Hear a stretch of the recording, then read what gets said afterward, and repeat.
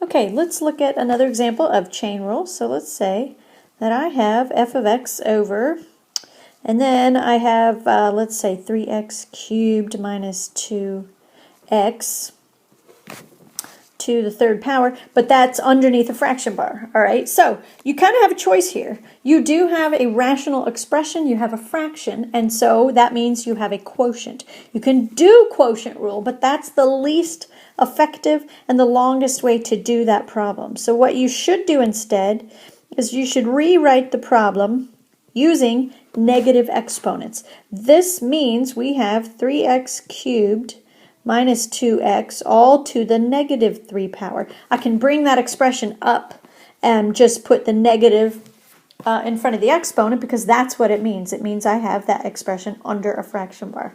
Now that I've rewritten it, now it's just a regular old chain rule derivative. So when I'm ready to take the derivative, bring your exponent forward. Don't change anything in the parentheses. Subtract 1 from your exponent. Be really careful. These are negatives here. Negative 3 minus 1 is negative 4, right? Now, I do have parentheses involved, and whenever you have parentheses, that's the chain rule, which means I multiply this by the derivative of what was inside. And the derivative of what's inside the parentheses is 9x squared minus 2. Okay, again, that came from taking that 3, bringing it forward. 3 times 3 is 9, and subtract 1 from your exponent. That's how we got 9x squared. We did the same thing with the negative 2x. Okay, now let's talk about the cleanup. So we're done with the derivative. We've done the derivative. The cleanup. I cannot distribute that 3 into this parentheses because of the exponent. So don't even try to do that. Okay, but I don't have an exponent here with this expression at the end. That's to the first power.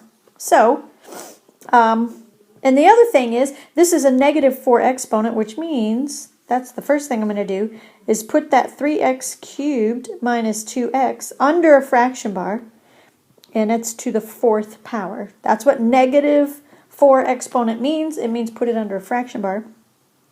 Now on top, I have negative 3, and then I have this 9x squared minus 2, okay? And you can distribute that negative 3. This time I can distribute into it because I have to the first power. I don't have an exponent there, so I'm allowed to do that. Negative 27x squared plus 6, negative 3 times negative 2. And that's all over 3x cubed minus 2x to the 4th power. You cannot cancel anything. Number one reason is because you have an exponent right there, so you can't take anything in or out of the parentheses. The other thing is you have addition and subtraction. Remember, those work kind of like handcuffs. You can't separate and try to cancel just certain terms with each other. That's a giant no-no, all right? So there's nothing you can do here.